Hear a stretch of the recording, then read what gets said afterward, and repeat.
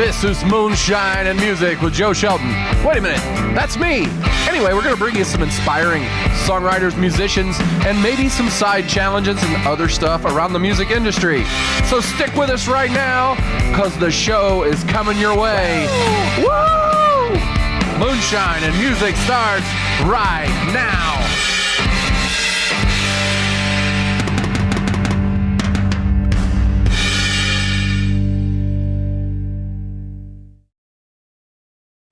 All right, welcome to Moonshine and Music, episode 50.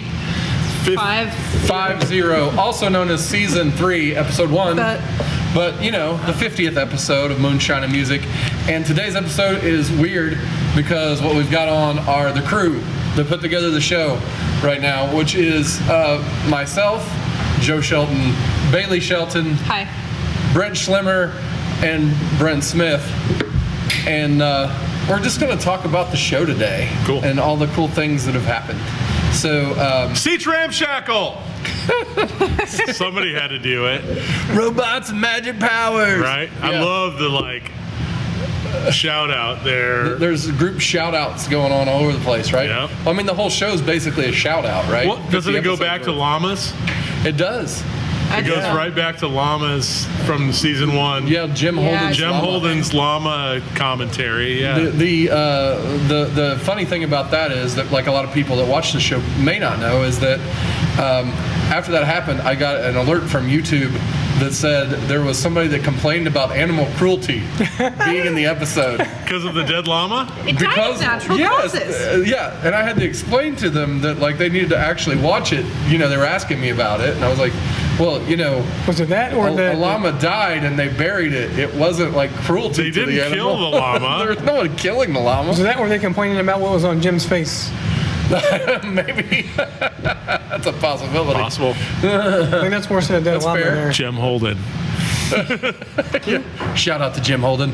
It's a shout out show. This is it. This is the shout out show. It totally is. And then there was the, right after the Jim Holden show, which we shot those shows back then in Brent's back porch of his house. The Lawnmower Incident. Yeah, that's what I was getting to. The episode after Jim, Jeff Kelly kept getting interrupted by a guy mowing his lawn next door, which, you know, we didn't get on tape because, well, we kind of did, but we didn't keep it because we had to stop and wait until he was done. Well, in fairness to my neighbor, Jeff stopped himself like 37 times first. And then it wasn't just the lawn mowing at that point. Then it was just a good excuse to give it a break and try again so we could do another 42 takes. Shout out to Jeff Kelly. I'm just thinking about that mac and cheese that we had that day. Well, what about the mac and cheese? Brandon Lay, who was originally one of the producers of the show, dropped it on my back. Made mac and cheese. And what happened to the mac and cheese? He dropped it, but it was still so good. Hey, God made dirt. Dirt won't hurt. Shout out to Brandon Lay. Yep. Thank you for helping start the show, bro. And cooking. And for cooking mac and cheese. I've eaten Brandon Lay food. And for making a mess in my house. Oh, making a mess. Hey. Yeah, another part of that day that I remember was there was a cake on the counter, and it was like savages were like eating it with their hands because it was just kind of everywhere. That was fun. Welcome to musicians. Well, when we were shooting the show in the garage at his house in the cold, his sister had left a bunch of junk, and if you look in the back of those episodes, you can see all the stuff that she left behind at his house kind of in the background. Right. A couple of the things that we really appreciated her leaving behind were space heaters. Because it was like 12 degrees, and without the space heaters, we would have frozen solid in there. So is that why everybody wore a sweater that first season? Yeah, like early in the first season in the garage, you'll notice that like people are like bundled up and stuff. There's one of them I've got like in the first garage there was really no heat, and that was Brandon Lay's dad's garage, and I had like 3 sweatshirts on in one of the episodes. That's how it works. Hey, it was man. weird between film dates. It was like you were talking about how cold the garages were. And then the next shoot date was like the July. hottest spring day. It's freezing. Oh, we're sweltering. Yeah. Yeah. Pick one, Joe. Like, And then We did. We came into climate control at Books that's and Brews. right. and then we Books came and to Brews Books made and it work. Yep. At first, I thought you were just changing clothes for different episodes. Yeah. And then it's just you kept adding layers. Add another sweatshirt. Yeah. Well, one of the people we filmed today told me that they're gonna think that he just never changes his clothing because he's wearing the same thing for several seasons in a row. I do make it a point to say, hey, we shoot like 8 in a row, and I always wear a black shirt. Yeah, I told her that. But the I was hat like, will change. He always wears the same shirt so that people don't ask too many questions. Well, you when you're shooting 8 of them in a row, it's tough to switch clothes all the time. So I just decided to bump it. I'm glad you don't try and do that because it would just add another layer of hectic. Diva. Welcome to family drama, ladies and gentlemen. There's so much going on here when we do it. Like today, we had this is the end of a day of I guess we did 8, 9 different 7, I think was it 7? 7 different 7 plus the 2 plus the songwriting 2 challenges. is songwriting challenges. So it's like 9 episodes, and so there's just chaos going on. I don't even know what happens in the back room sometimes because I'm out here doing that. But I've heard stories. What do we got for stories of the back room? Not just today, but Today was a good one because it was very backroom centric. Yeah. There was a lot. You had filming going on in the back, so people were fairly respectful of like sneaking in and sneaking out. But I think those episodes are going to be great because you will have those people kind of sneaking in and sneaking out, and I'm sure in the background there's me and Garner sitting in the back watching Tommy and Melissa doing their song thing. I'm sure we're right there. In the shot, I saw where you were sitting. Yeah, someone came in, started eating lunch. Right. Yeah. In the background. Really in here since we've been to the Books and Brews, like the back room's kind of been. Today was the biggest like kind of push to the back room because Robots and Magic Power had all their stuff, and there was definitely a preset kind of spot in the green room feel to the back room. We're not selling the show much, saying the green one was better. But it wasn't better. It was just there was cool. a party in there. Like somebody had like a retirement party or something in there. There was a party back there. It was like a Scentsy event. It was someone like selling things to their friends, and I opened the door, and my freshman year honors professor at college was like standing on the other side. I was like, Vanessa, and she was like, Bailey. I know Vanessa. Vanessa's a regular here. Shout out to Vanessa. Thanks for teaching me about literature. She's awesome. Appreciate you. Yep, Vanessa. Yeah. Vanessa Rapids. Yep. That's her. Yeah. Yep, she's a regular here, Mug Club member. Yeah. Books and Brews, regular. Yeah. Well, we do want to thank Books and Brews for housing us and all these episodes here because it's nice and climate controlled. There's beer available. There's food available. We don't have to have a caterer like Brandon was. I've had It's not in my house where I have to clean it up. Nobody has to clean. Yeah. The bartenders are going to handle it later. I swear, I have a Return of the King every time I'm in here. It's the best sandwich. It's the only grilled cheese that I find acceptable at this point. I'm telling you, right? It's on Texas toast. It's got a centimeter thick, melted cheese. I know I'm just advertising, but they are our sponsors. Right. I have pizza rolls in my house, so it's not It's no Return of the King, but okay. I mean, it's got layers of bread and cheese in the middle, so it's basically a grilled cheese sandwich. And we would want to shout out to our friends at a local fast food place where we stop on the way here to get iced tea because there's no ice. No. At this Books and Brews. No, that's true. So we always fill the thing up completely to the rim with ice before we get in. And then we pour whatever drinks we get from here. Get some ice. Yeah. Books and Brews. Ice. Ice, baby. We haven't had anybody sing Ice, Ice, Baby on the show. Well, it's an original song show. That is true. We only do original songs. That's tough. So if we get Vanilla Ice in here. That's an interesting thing, I guess, to chat about. We have genres. We've tried to have every kind of genre on the show. I think we've had hip hop for sure. Yep. Yeah. And we've had country. R&B. There was an R&B guy. Yeah, Cole, rock. We had Dean Cole, is absolutely kind of an R&B yeah. cat. We had blues a little bit. we had some blues today. We had Joshua Powell, which is more of ambient. He kind of sounds like indie, I was thinking about this while he was playing, but he kind of sounds to me like a mixture of Hozier and Bon Iver.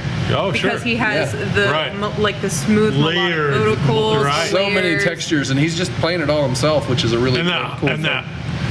Joshua's falsetto is unmatched in the city. He has a beautiful range. Just that I'm just waiting for you to get some K-pop on the show. K-pop. K-pop. Well, there's no What about Korean, you know. shoegaze? Can we get shoegaze on the show? Shoegaze? I don't know. We can get whoever wants to do the show that is available and is Right. good. And don't cancel at the last minute. Yeah, that happens.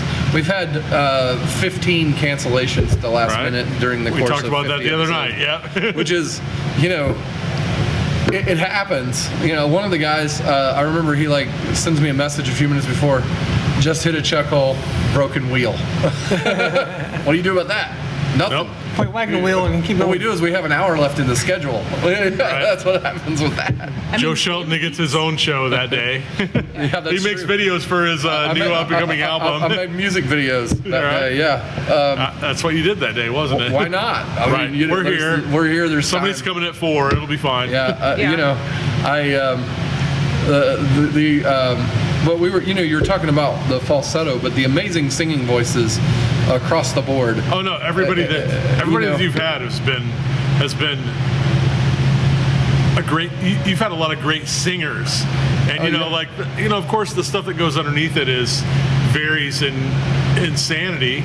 Some people like Joshua Powell, or that have this layered thing going on.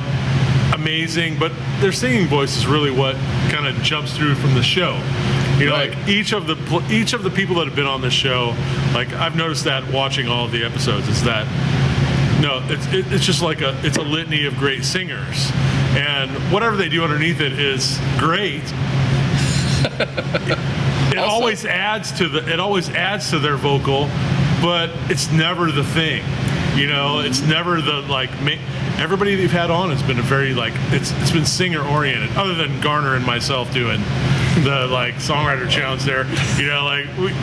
And we don't want to give It away was a anything. blast. We loved it, and it was kind of the coolest thing that's happened here in a minute. I think that honestly, the thing I've noticed the most from doing the show is just how hard it must be to make it in the music industry when we can have 50 shows and everybody who comes on is pretty good. Right. Oh, And that's just Indianapolis. Right, And, some of the people are from around. They've come in. Right. We've had a couple people from Ohio come in. Right, but it's not like we But- hit up every single artist in Indiana. No, Right. not at all. So- No. Right, and realistically, there's so much going on in indie right now, and I continuously hear people lament the fact that indie doesn't have a music scene.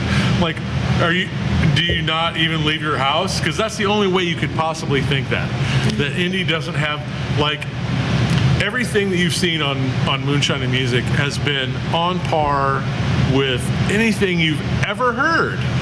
It doesn't matter. Watch Austin City Limits. Sure, it's the big names, blah blah blah, but the quality of music has been consistently excellent. Yeah. As somebody that And some of it's just been stripped down too. It's not like the full. right, and and you're only getting a little piece of it exactly with this. You're only getting that slice of that one human, making their thing. I haven't lived in Indianapolis all my life. I've only been here about 10 years, and I grew up in little town Indiana. To come to Indy and as a musician kind of be able to dovetail into a scene that's already really working.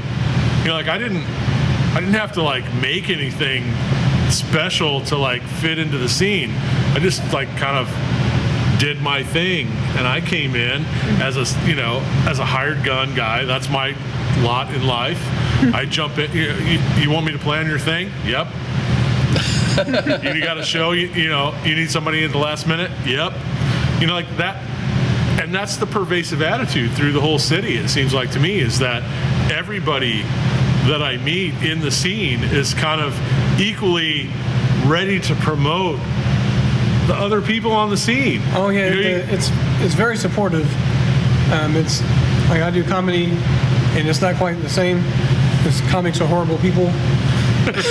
Hey, Musicians are more fun, and they help each other more. all musicians think they're comedians, and all comedians think they're musicians. It's a nice trade we have going on. Is that really true? Do you really think you're a musician too? No, but it's a fantasy, right? You know, like you have this like, dude, musicians get to play for like thousands of people. You know, like you have that like. There's a level of comedy that falls into that. Oh yeah. Dane Clark, you know, or any of the like big name, super in the round comedians. That's a rock show.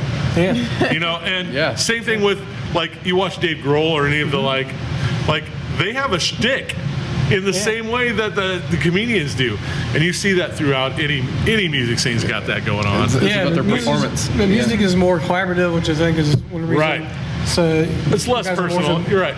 It's super personal, but less like informed by the individual. Yeah, right. You know, as a comedian, I'm sure you know it's like it's all you. That's all you. You're born to be lonely. And as a musician, you're kind of either born to be all you or you got to collaborate.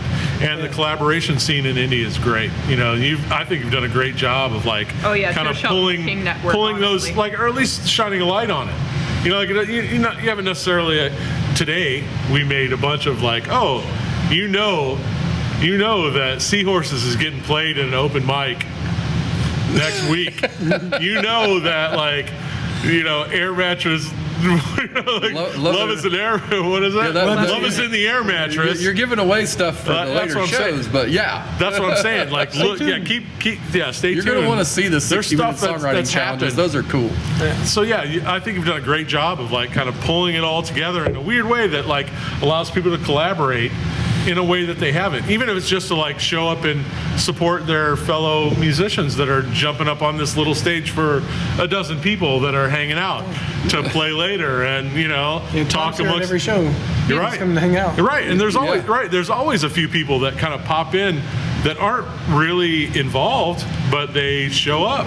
Well, I mean, the thing about it is, and part of why I wanted to do the 50th show this way is, people that are watching and stuff.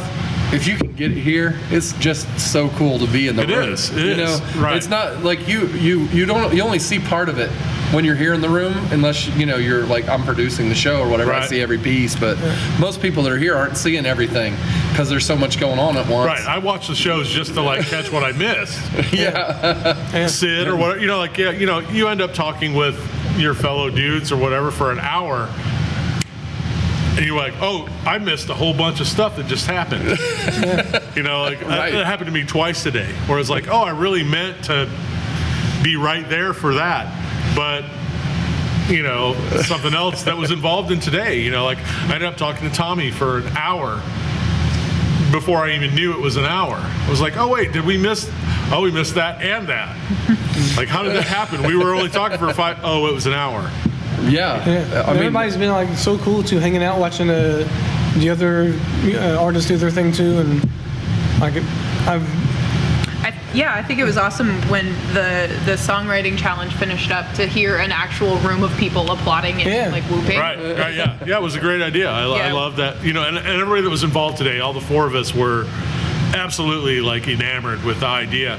Like we all had like that moment of like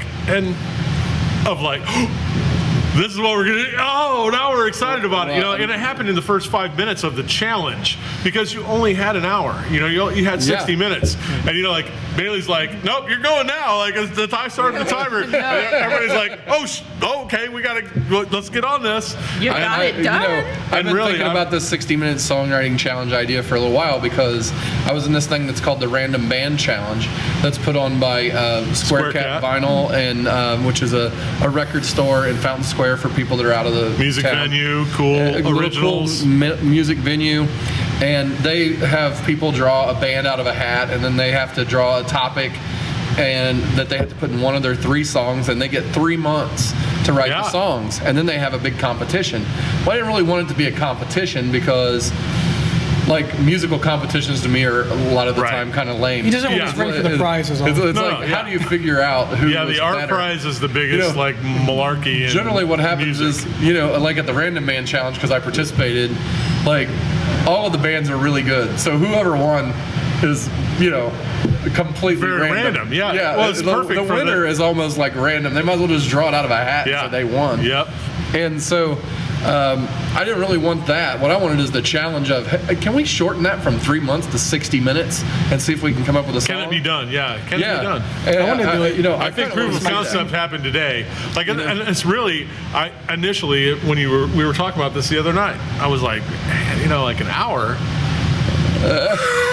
You know, like, I don't know. But, you know, realistically, you know, collaborating on that with another person, like, you know, 38 minutes, you know, like when you're up against the clock too, I think the thing would be, and I haven't like gotten to see the footage myself yet, but the thing is that it's like, okay, all the BS has to go away. Right, like, we definitely formulated the guessing. There was definitely like a section where we were like, okay, we're gonna do intro, verse, chorus, you know, intro, verse, chorus, you know, like we laid it out before we wrote anything. Right. It was like, oh, let's just kind of use this and throw it all together. I also think it's a good idea for people watching that are songwriters that like might not be like in our scene directly. Because right. Oh yeah, sure. It's honestly, right. Well, it gives you, it gives you a little an insight on songwriting. Well, in a speedy way, where it's like, oh look, Chris and I talked about it absolutely during that hour, where it's like, okay, we have to break this down to the most basic elements, you know, and our song went through, you know, we kind of decided on a theme and went, okay, well, what does that mean? You know, like, what do you do? How do you like walk through that thing? You know, like we broke it down to a very basic level to like get it to the point where it's like, this is a song now. Mm-hmm. You know, like, what is a song? You know, like, what are these things? What are the like, parts? What are the parts? You know, like, analyzing was a whole new, like, open a whole new window to, like, how you approach that. And you're right. It will be super valuable to people that are kind of like, well, you know, I've always kind of wanted to write a song, and like, I don't, you know, like, how do you do? Well, what is it? You know, like, it shows you how that breaks down. And I'm sure that the Tommy and Melissa one had a whole different approach to it. Oddly enough, we ended up in the same key. We wrote the same room. That's why. We're right. Maybe it was the room. Yeah, it was the green room at the Books and Brews.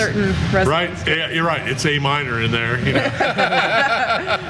That may be A minor F. Like that was the I laughed when I walked through their session a minute to step outside. When I came back in, I listened to the last like minute of what they did, and then immediately sang what we had done on top of it at the end, and I was like, that's it. She said, "Oh, is that the same key you guys did?" Yeah, that was it. You know, but so it's really interesting from a analytical standpoint to kind of go. People do approach things very similarly, regardless of their genre. You know, like obviously what happened today, the two different songs were. Completely different, well, you know, yet in the same key, yet in the, you know, like, and people on the same scene that all knew each other, that, you know, like, I'd never collaborated with Chris in my life, you know, like, Tommy, right. You know, like, Tommy and Melissa haven't played together. They've played together, but not in, you know, more in a way like, together. We can do a Radiohead song together. Right. You know, they can jump in together and augment each other, but that was amplified 100-fold by the fact that you had a time limit and there was a goal-oriented thing and a topic that's just completely off the wall. Some random thing that, you know, but then the take that happens from that, you're like, what do you take away? Yeah, I think it's really it's a very educational moment in the and you know, and part of the thing that I'm when we're doing the show all the time, if you go back and watch all the episodes, I generally ask people how they write songs. You know, because the lyrics first, or I'm bringing in songwriters, and I mean that part of it is interesting because there's so many different ways to write a song. Right. And if you're a songwriter, then you kind of know that. You know, after you've worked with a couple other people writing songs or whatever.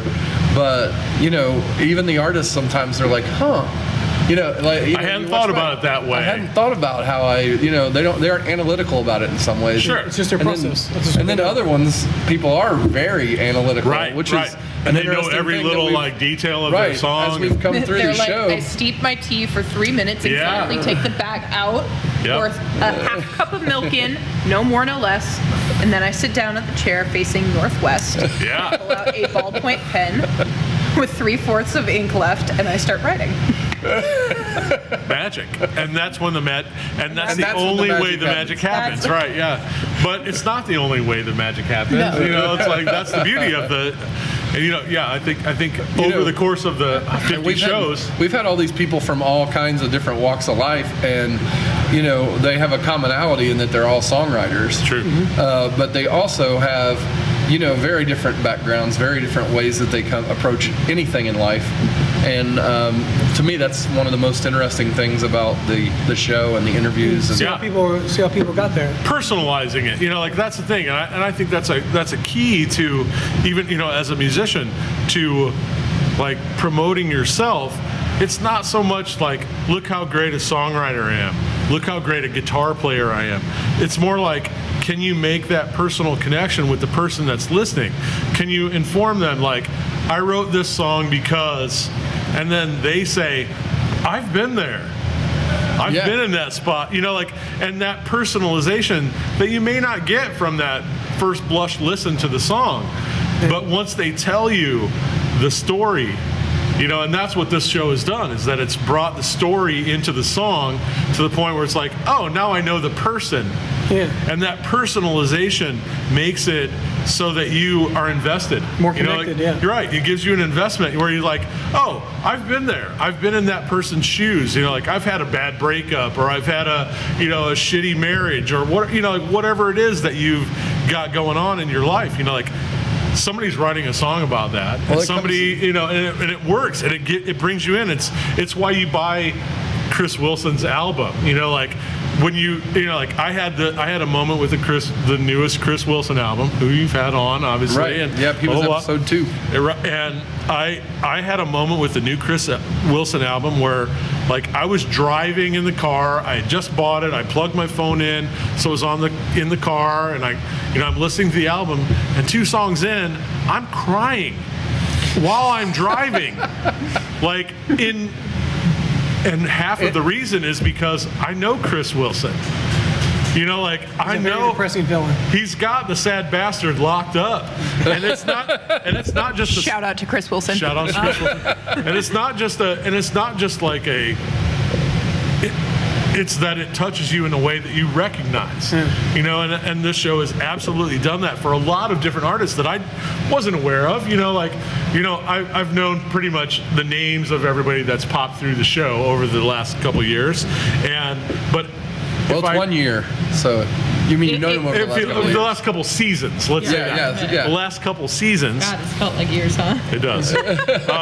But every once in a while, somebody pops up where it's like, I don't know who that is.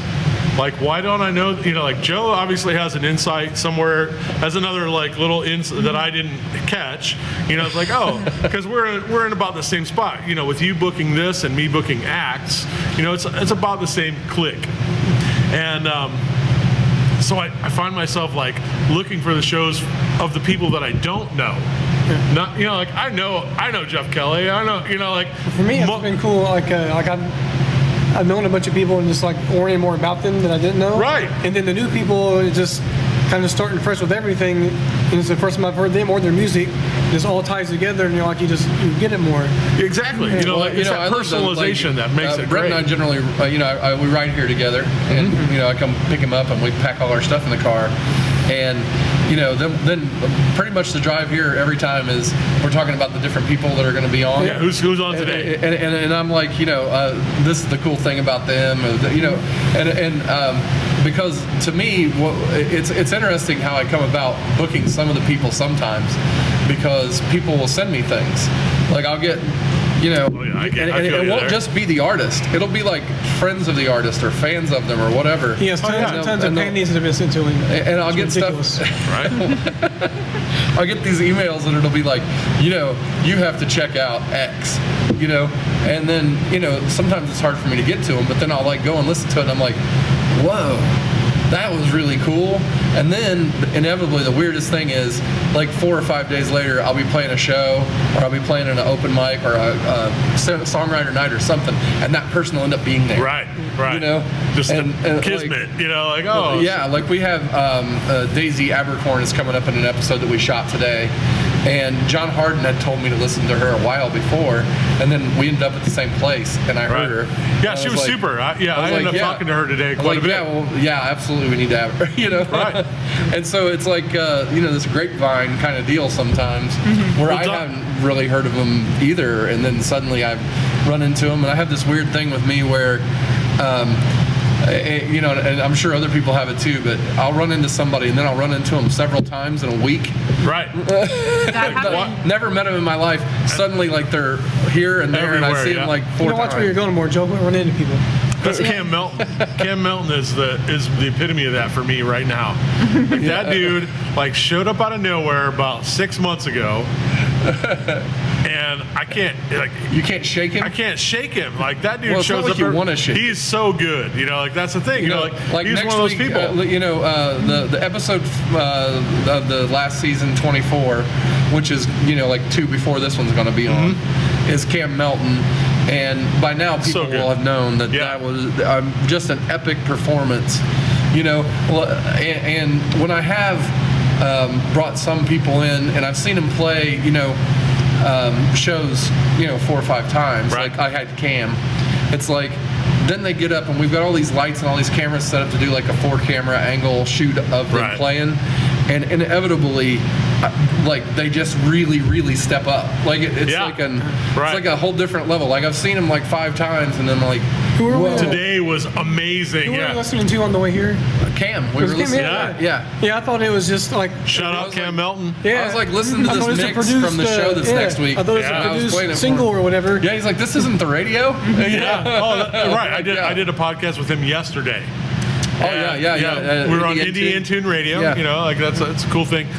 But in the studio, just that personability that he has, that guy screams professional for no good reason. You know what I mean? He plays amazing. He sings amazing. He's a good-looking dude. He has the best hair in Indianapolis. Shout out Cam Melton's hair. But shout out to Cam Melton's hair.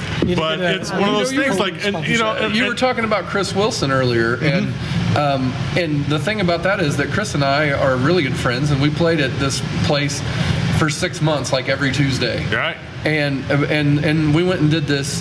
He came to do the show, and that was the best I'd ever seen him sing. Yeah, I'd seen him That's sing, what I mean. Not just 3 or 4. Right. I see what you're saying. 40 times. Right. It's the red light. It's the red light syndrome. Where when the red light's on. Yeah. If you're the right person, red light on means you've turned it on, and a lot of people do. I think you've seen that over and over on this show. Yeah, or if you're like Carrie Ray and the Shaky Legs, they come in and they're just they're doing their sound check, and everybody in the room, all the other artists are sitting there with their jaws on the floor. I mean, they were so good just warming up. Right. And then they started playing, and the light came Kicked it on, up a notch, and it was even and we were just floored. Am I right? In my garage, I'm like, this is possible in this shitty garage. Right. That's the beauty. That's the beauty of what you got going on. Arena somewhere. That's the beauty of the podcast is that you have that beautiful There's really, at the end of the day, there's no pressure, but the pressure is just the right point. And what's your Jeff Kelly? Unless you're Jeff Kelly. Yeah. Shout out to Jeff Kelly. 37 takes. Well, other people have had some takes. He just happened to have the most. Right. Let's not act like other people haven't messed up. Hey. We do a good job of editing out all the takes. I mean, if we didn't, we'd still be watching Jeff Kelly's episode right now because it was a lot. There's 4 hours of footage of Jeff Kelly screwing up. Almost, yeah. The thing is that everybody loves to tease Jeff because Jeff gets along with everybody so well, and that's the biggest. He's one of the part best promoters of local music in the city. Shout out to Jeff Kelly for being the guy. On Take 92, he finally nailed it. That's right. And really, the biggest shout out to Jeff should be that Jeff is the reason that Brandon Lay and I met. There you go. And that's why we started the show. And so, there that's what I mean. He's one of the best pushers of everything. everybody, of the scene. You know, it doesn't matter whether it's like guys that are videography or dudes that are doing, you know, like solo singer-songwriter. Just push my shows. We play all covers, you know, like he likes what everybody's doing because the scene is what it is. It's as cool as anything you've seen anywhere in any city. You know, like you can talk about Chicago, New York, LA, blah blah blah, but you know what? Those cities are so narrow in their focus. You know, it's like, oh, there's the LA sound or blah blah blah. Like Indie has. Dude, the show is a perfect example. Like, there's been soul and hip hop and folk guys and Americana, progressive rock dudes, Americana. You're like, name a genre. It's been in the last 50. And we've had, and I've tried to do this. We've had different levels of people too. We have people like Frank Dean, who's played on every big stage that you can think of. Yep. You know, and opened up for really big acts. Yeah. And and done some stuff. And we had Jenny DeVoe, who's like played with John Hyatt. And, right. You know, and well, she does her own thing. She's like one of the few like self-promoter superstars of indie. You know. Yeah. Like, I mean, you know, she'll fill up just about anything here that she plays on her own. She doesn't have a management company. She doesn't work with a label. She does her own thing, and that's something to aspire to for a lot of the locals. Shout out to Jenny DeVoe for teaching me to be more professional in every little step of this. By the way, it's the devil's in the details. Because when you start working with her and talking to her, outside of it, I mean, every little detail matters to her, and that really, like, you know, that was something that I learned that wasn't even part of being on the show or whatever. It was just doing it. Right. It was like, hanging out. You know, we're mixing, and she's like, she wanted to be involved in that. And it was like, well, that's cool. And then she like gave, you know, hey, I'd like it if this was a little better, and you know, maybe better at doing the audio. It gave you a different insight into how to change something up that your normal process was this, and oh, you're right, that is better. Yeah, and she was, you know, she's really, really, really detailed, and that part of it makes her a great artist. Absolutely. You know, because there's so much detail that goes into making, you know, things that people really connect with. Right. You know. And when you care about what you do, and I think that's really the scene, is that the people that are pushing, that are helping other people, they don't just care about themselves. You know, they care about what's going on, like how I said this earlier.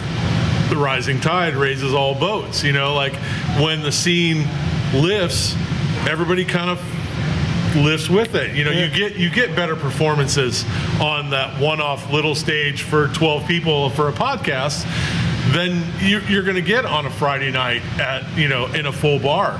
Right. You know, like it's a better performance. Why?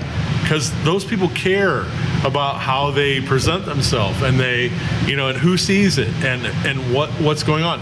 It doesn't matter if the podcast only catches 100 views or whatever. It doesn't matter. Like, it's still important to that person to like you said, detail oriented it.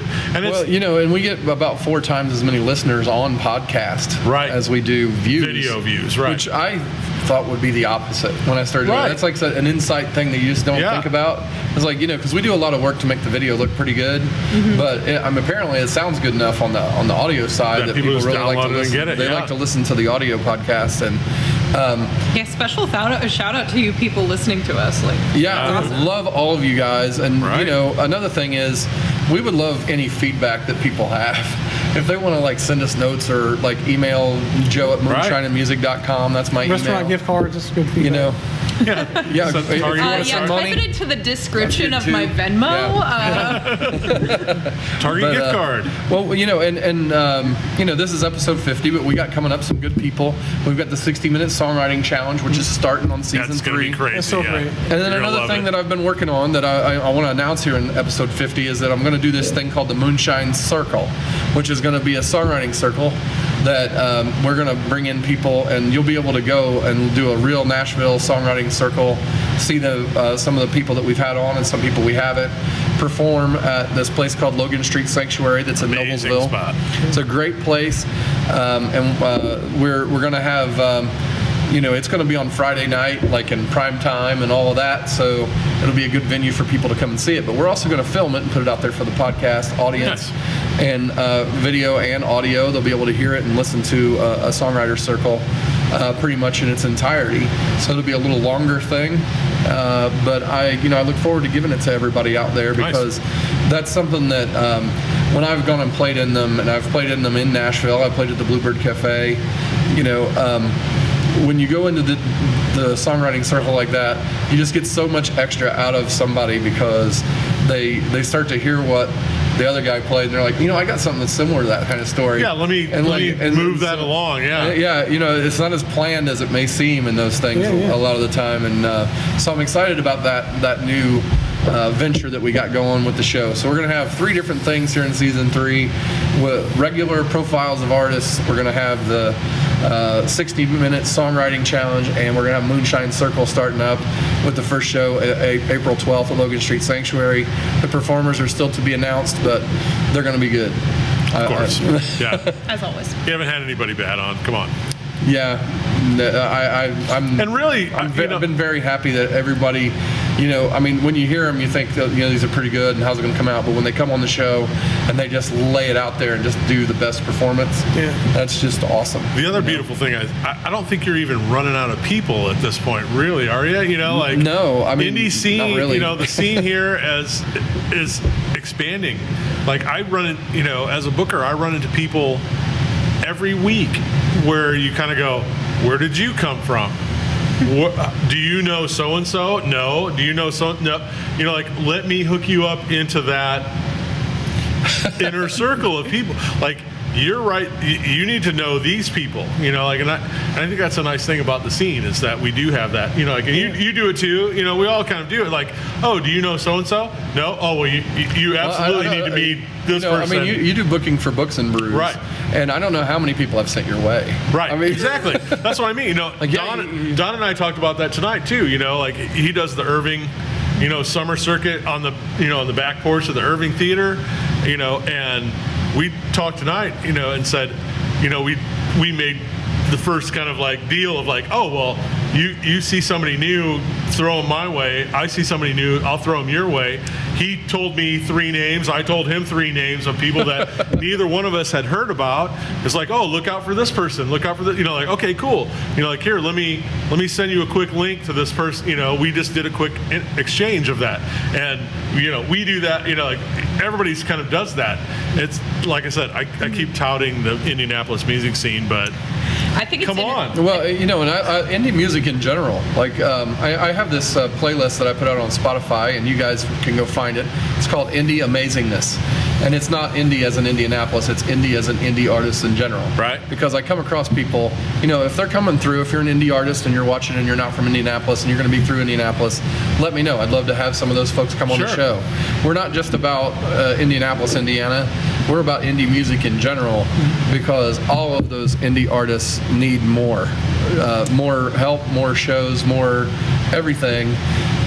Because one of the things that I think I was talking to you about this the other night.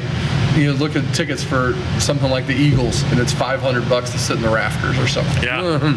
And it's like that part of me gets a little bit up in hackles, because there's so many really good artists that you can see for $10 at whatever venue, free, or free. Free shows. Yeah, well, free is subjective, because the places where they're playing for free, you're buying beer and food buy there. A couple beers, sure. You're doing that. That's part of how they're getting the artists there, and then people are paying tips, to help, and always tip the artist. Always, like always, and tip the waiters and waitresses in there, because they need it too. But you just see me, you can tip me too. The thing though, when you get to that, people are getting a night of entertainment if they go to the Hi-Fi and spend $10, or they go to Radio and spend $10.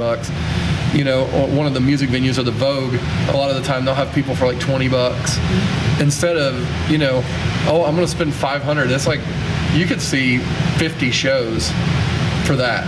Of equal value, of really good value. Sure, they may not have the nostalgia that you feel for the Eagles, but the quality of music is right there. And the singers are just as good. You see them in every little brewery in Indianapolis has on a Saturday night somebody amazing that you can go see. You know, it happens all over the city every single weekend. You know, we try our best to kind of like push that and say, look, just go out. Like that's really the key. Like, I don't know that I've seen a bad act in indie that I'm willing to name. And, but I've seen bad ones at open mics. I'm not gonna lie. Well, open mic's a whole different scenario. I hate to be like, I've seen people at open mics that just completely.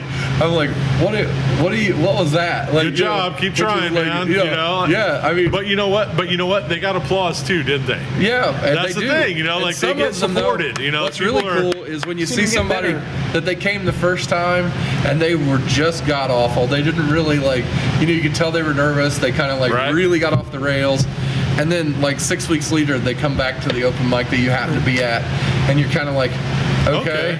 And then they like play something, and they've like noticeably improved. Yeah, it happens regularly, and it's really cool. I say that to all the open mic people. Hosting an open mic myself is that if you feel like you didn't do very good tonight, you'll do better next time, because the physical sense of messing up in front of an audience teaches you something that you didn't know. And next time you might make different mistakes next time, but they won't be the same ones. It's always different on stage. Yep, every time you jump to the stage, that last thing you did informs that, and the more you play in front of people. And that's the beauty of the open mic scene here, is that you see everybody from the top end, fully professional, smooth badasses that roll through the indie scene, and then you see people that are literally as green as you can possibly be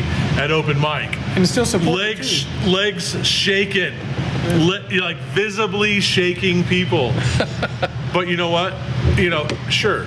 Well, I've seen that happen. Big boys get the big applause. I've seen it happen with really pro people that, like, I told Craig Helmreich this, that it's just Craig. Yeah. And the first time I saw him play live was at Square Cat Vinyl's open mic, and he was playing a song that he had written that day. Yeah. And like I saw his hand tremble, and I was like, that guy, he's played lots of big shows, lots of famous people. Yeah. And like he's shaking like I shake when the first time I'm playing a new song. Right. And that really like hit home with me that like, this is real. I really love that. That's really cool. Because that's like totally how you feel. The first time it doesn't matter if you played it at home 4,000 times. The first time you play that new song that you wrote, the first time is the first time. Yep. Shout out to For Sunday Music, Craig Helmreich. The thing I'd say about like local music and going out and finding it is you'd be surprised where local scenes are. Like I'm going up to school at Ball State right now. For those of you who don't know, I'm not technically into indie. I travel down every time we film. And the thing that I've found is, first off, I run into a lot of Indianapolis people, like in the basements of house shows in college towns. Yep. And the other thing I've noticed is it's almost underground, but the DIY scene is there, and it's huge if you tap into it. It's back from the 80s. Like as an old dude that comes from what I consider the origins of that kind of scene, the DIY indie band was my 20-year-old self. Mm-hmm. When your 20-year-old self is now in vogue. Right. The college radio in the 80s was what we're doing now. Yeah.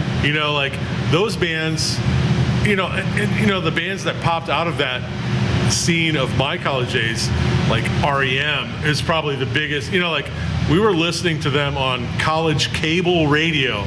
Like we had to actually physically hook up.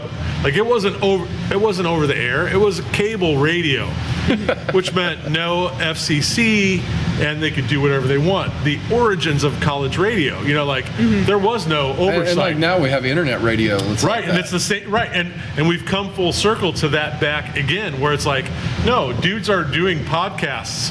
That's the equivalent of college cable radio, 2-hour show from 11 to 1 o'clock in the morning. That's what's going on. It's portable, on demand. And those people that were in that scene originally, now are like kind of the elders of the scene that have informed the new, it's like, you can do it this way. We've been doing it that way for 25 years. Yeah. Like there are tons of acts. Joshua Powell today is a perfect example of a dude that's not associated with a big label or a big anything, but yet, we were chatting earlier. He's like, oh, I just got back from Boston. And I just got back from Philly. Like he's playing out in the major markets as an independent artist, making a living. He doesn't have a day job. Like that's his job is this. And there's a beautiful faction of Indianapolis. Probably most mid-level music scenes have this kind of same thing going on. I think we have a really thriving scene. Like the people that are doing that, they're like, oh no, like Joshua Powell's not playing indie that much, but when he does, when he's at the Hi-Fi for his album release, because guess what, sold out. Why? He's only playing 10 shows a year in indie, but he's playing 100 shows a year outside the city. And those things make people go, look. And at one point, he did play 100 shows inside Indy. You're right. He just started moving out. Right, exactly. And most, I think the scene is exactly that here, is that there's this like, the ultimate spiral, like, oh, you stay here until you get to spin out, and then you're Chicago. Well, and then you're an interesting thing about that is like, me personally, a couple years ago, I thought I would be cool with playing wherever, but I wasn't good at it until I did 75 shows in 2017, and then 260 last year. And it's a different level when I go in now. Like, I know you said that to me one night when you saw me play. Yeah, you're like, the whole thing has changed. Yeah, exactly. Right, I'd seen you open micing. We met at like Fountain Square Brewing open mic. It was Chad Lear's the cover. The covers only open mic. You had to explain why you like covers. Yep. Yeah. Under the influence. That's what it's called. Yep. Yeah. We met. Shout out to Chad Lear. Yep, Chad Lear. That's been like a year and a half ago or so. Like we haven't known each other that long. But the same circle. It's like, here's just somebody else that was in the same circle that you just didn't quite, you weren't in the same orbit yet. Right. Then the orbits, and that's the scene here, is that there's a few core people that, once again, shout out to Jeff Kelly and those guys that are the middle of the scene. Even people like the Boyds, John Sandra, they're not they're not musicians in the scene necessarily, but they're a hub. They're a hub of what's going on. Susie's Basement doing the house shows over there. Lubrook Ranch, the Lubrook boys. Lubrook guys, they do their thing. And, the Man Cave, which is the Boyd's place, where, these people host house shows. And weekly. It's incredible. If you go to them, they are for real. Yes. I mean, they're really great. Right. I think it's really funny talking to people who aren't quote unquote in the scene, and you mentioned like, oh, I'm going to a house show this weekend, and they go, oh, it's in their living room. Are they allowed to do that? Won't they get shut down? I'm like, oh, honey, they've been doing this decades. Right. Yeah. No, this is the thing. You have no idea. Right. And the indie scene was like real cool too. But like Beyonce, if you want to do the show. Yeah, bring Beyonce. Beyonce can be on Moonshine Music. I'll totally let the Eagles come on the show. I have no problem with that. I'm not paying them $500 to do it. We'll take the dead guys too. Like Glenn Fry can be on Moonshine Music. Next. What's the next one? March. The only problem is with the Eagles, we're gonna have to get like a signed release because they take down anybody's YouTube covers of them. Probably true. Sorry, Eagles. We're gonna have to love you, but we love you, but you I don't know why you want to take down little people's music that you're going to get paid for anyway because they market and pay you, but whatever. It's part of the fun. Welcome to professional musicianship. Buy music. Buy music. Yes. Don't support just stream it. If you really like an artist, go on iTunes and buy their songs. Go find their Bandcamp. That's the real trick because they get more money from Bandcamp than they do anybody else. And if you're going to stream, go to Apple Music. Yes. Go to Tidal. Google Play. These are the ones that actually pay a lot. Spotify, which is nice in some ways, unless you pay for the subscription, you're really short shrifting your artist. The artist, if it's a paid subscription, gets paid about the same as everybody else. But if you're taking the ads, then what you're doing is you get to listen to the song and the artist gets bupkis. Right. Yep. So, it's something that you learn because you see the statement come back, and there's like 2 tiers in there. It's like, ooh, look, this person, whoever it was, had a paid subscription for that play because I got paid like, a quarter of a penny instead of 8/1000ths of a penny. Right. Yep. Oh, it's got to play 1,000 times, and then you get a nickel. Exactly. God, I love that nickel. A nickel is like, whoa. Yeah, but come on, you got to put that on your taxes at the end of the year. And it costs so much to make music. You made $11. I really treasure everybody that's bought a CD from me, and everybody that's went out to Bandcamp and bought an album from me, and everybody that's gone on Amazon and bought a record and downloaded it, or iTunes and downloaded the songs. Those I really treasure. I like that guys stream the songs too, don't get me wrong, Sure. but the people that buy stuff really contribute to making it so that I can do more music. And that's the same way else across here, the board. Like if you find somebody that your friends haven't heard of, turn them on. Point them to the, hey, put them in your playlist. Go and buy share your playlist. Go buy a couple of their CDs.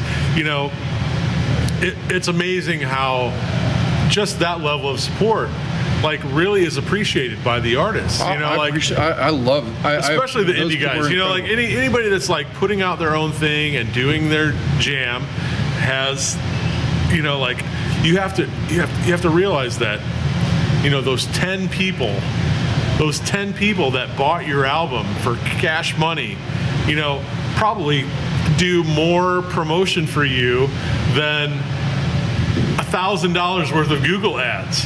They're going to go, oh, listen to this, to their friends. And, those people are your core, and that's, it's the up and downside of the current music scenario for independent artists. Well, because the major labels, they pay them a chunk just to have their music on there. It's not per stream. No. They pay Sony Music some outrageous sum to let them have their songs on there, and then they pay them per stream. Yeah. So that big chunk of money goes to them, and they split it up among 6 guys. Yep. Instead of right. And then there's 100,000 indie artists out there that get short shrifted by it because that are making $11 a year from their streams of thousands and thousands of streams. Yeah. It's it takes until you hit that million number, you're not even looking at. It's hard to get 1,000 streams on a song. That's what I mean. I'm not going to play really, really hard. Yeah. I've seen guys in our scene that have some amazing songs, and if you go out there and look at Spotify, it'll say less than 1,000 on the song. Yep. Mm-hmm. That's the number I always look for when I kind of scan through stuff. It's like, do you get 1,000? That's really hard. It is. I mean, it's not. It is. That's a barrier to everybody. Yeah. If you look at Chris Wilson's album, I don't know if any of those songs have broke 1,000. No, probably That's not. a crime. It is. All 5 of the songs on that EP are amazing. And he has music on the movie too. Right, and he's had soundtrack. Yeah. Songs on Lifetime. Right. Yeah, and stuff on Lifetime movies. And you still go out there to Spotify, and I'm just I don't understand. Well, and I think that plays across the whole scene. As you delve into your local music scene, you are absolutely going to find things on par with anything you've ever heard. Oh yeah. It doesn't matter whether it's classic. You said it made you cry. I mean, that's what I mean. When a local musician.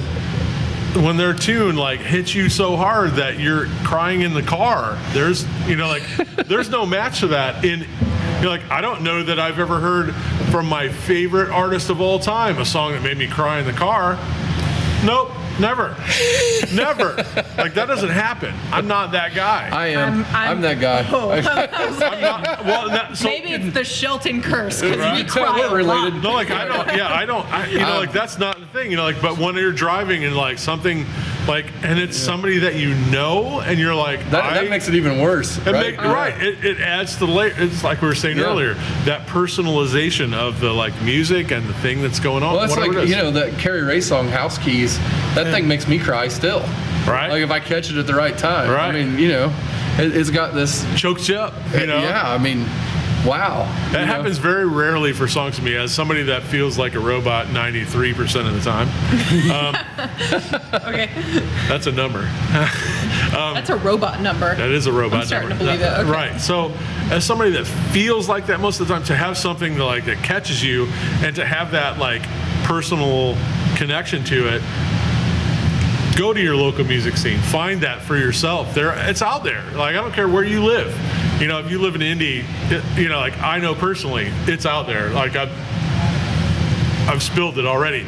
But if you live in, I don't care where you live. If you live in Columbus, Wisconsin. Ohio. Yeah. If you live, you live in like. We know great artists from Columbus. We had a couple of them on the show. That's what I mean. You know, like, if you live in any, like, it doesn't even have to be a big market. I mean, sure. If you live in Little Town, Nowhere, Indiana, where I grew up, shout out LaGrange, Indiana. Oh, look at that. There's no scene. Too, right? There's no scene per se, like that in the way that you would call Indianapolis a music scene. But I kind of know all the LaGrange musicians, and there's a scene, and that, like very recently, a good supporter of my old school local LaGrange, Indiana music scene passed away a few weeks ago. And there's literally been 3 tribute shows to him Cool. in the area in the last couple weeks. Why? Because the scene, like musicians Know each other. Yeah. They cult together. They jump in, and we all do it, so just because we're in Indy and we have a big scene with, like, where you could just we could sit here and rattle off 50 names. Absolutely.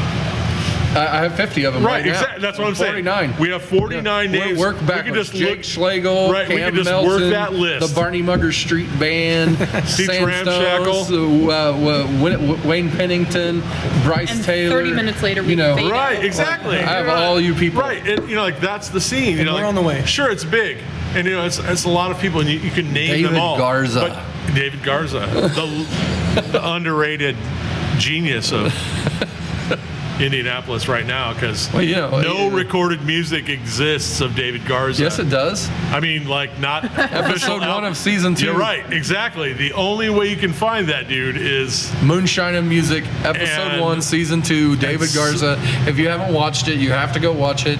Don't even, usually I want you to watch the interview.